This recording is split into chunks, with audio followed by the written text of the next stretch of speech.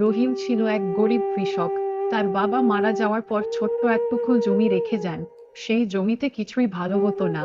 মাটি অনুর্বর, পানি নেই, আর কীটনাশক কেনার টাকাও ছিল না। কিন্তু রহিম স্বপ্ন দেখত, সে একদিন এই মাটি থেকেই সোনা ফলাবে।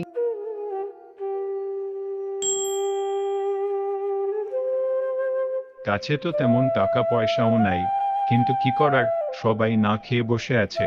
দেখি কিছু কিনতে পারি কিনা।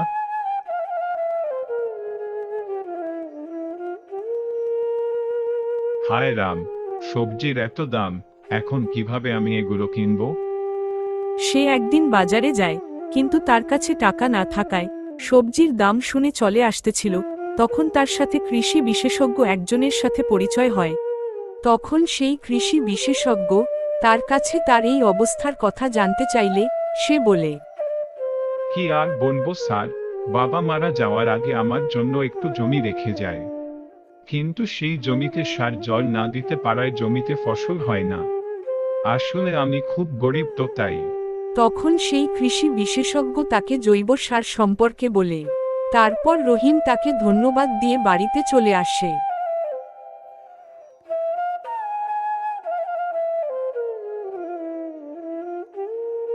বাড়ি এসে রহিম সোজা গোয়াল ঘরে চলে যায় এবং গোবর দিয়ে জৈব সার তৈরি করার চেষ্টা করে। তখন গ্রামের লোক তাকে দেখে হাসি ঠাট্টা করে এবং বলতে থাকে, এতে কিছুই হবে না। তখন তার মা তাকে বলে, গ্রামের লোক তোমার কাছ থেকে হাসি ঠাট্টা করবে, তাই তোমাকে কিছু করে দেখাতে হবে। তারপর রহিম আবারও তার কাজ শুরু করল। তারপর রহিম জৈব সার নিয়ে জমিতে আসে এবং জমিতে সার ছিটিয়ে দেয়। 5 থেকে 6 মাস পর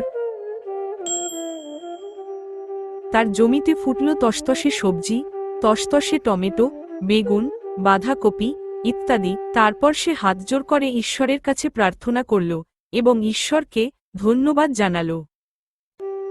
তারপর শহর থেকে ব্যবসায়ীরা তার সবজি কিনতে আসে এবং অনেক বেশি দাম দেয়। রহিম এখন আর আগের মতো গরিব নেই, সে অনেক বড়লোক হয়ে গেছে। গ্রামের লোকেরা যারা ওকে নিয়ে হাসাহাসি করছিল, তারাই ওর কাছে শিখতে আসে এবং সে সবাইকে শেখায়। আর সে বলে, স্বপ্নের দাম টাকা নয়, সাহস আর মাটির প্রতি বিশ্বাস। সৎ পথে থাকলে ঈশ্বর আপনাকে অবশ্যই সাহায্য করবে। তাই সৎ পথে থাকার চেষ্টা করুন আর গরিব মানুষকে সাহায্য করতে থাকুন। জয় শ্রীরাম।